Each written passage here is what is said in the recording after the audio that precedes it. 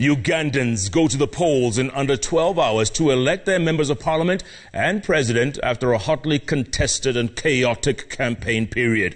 Now, the Electoral Commission of Uganda is painting a picture of confidence about tomorrow's poll, even as they denied accusations that they deliberately rejected up to 75% of accreditation requests by an American delegation.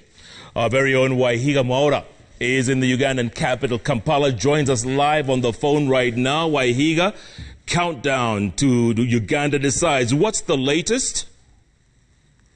Well, Jeff, the latest is the internet challenge here. I actually hope to have been seeing you via our live equipment, but at about 7 p.m. today, a full internet shutdown went into effect. What we know, what we've seen in terms of communication is that the Ugandan Communication Commission has directed for the temporary suspension of the operation of all internet gateways. They've written to these companies, and that was effective 7 p.m. today and shall continue until otherwise directed.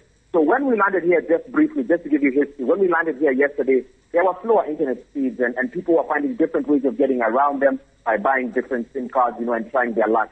But the full internet shutdown is in effect right now, and of course, it's making our job difficult as well. But, Jeff, for the better part of today, I spend my time at the Ugandan Electoral Commission just trying to understand the process that will happen tomorrow when people go to the polling station from 7 a.m. We asked them a couple of questions as well as members of the press, and this is that report. Let this one first.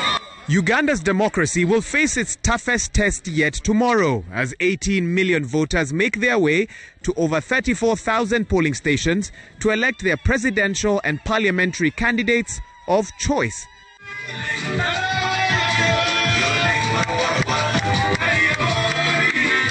The Ugandan Electoral Commission came out strongly today, assuring voters that they have put plans in place to ensure an orderly and fair process in accordance with the latest COVID-19 procedures.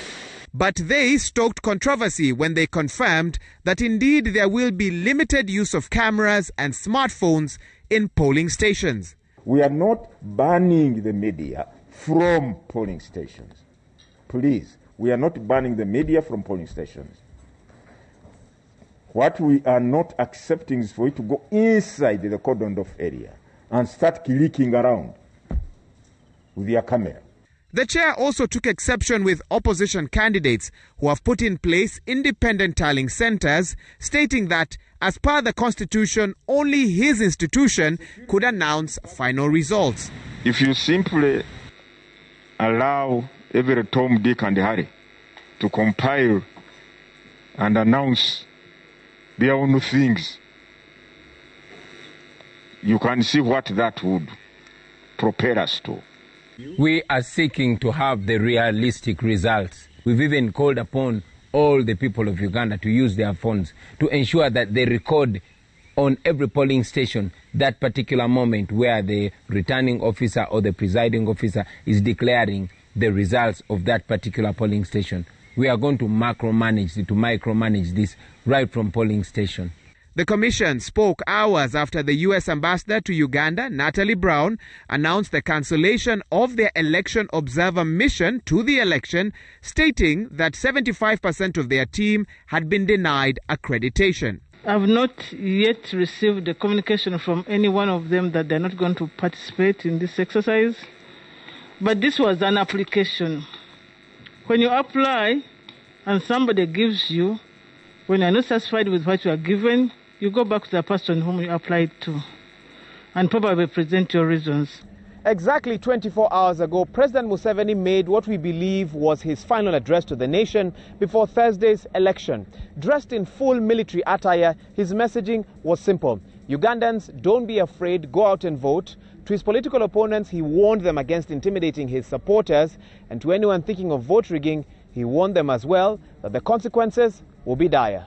I am warning everybody, please do not try to cheat. I'm glad the Electoral Commission has finally brought a system which is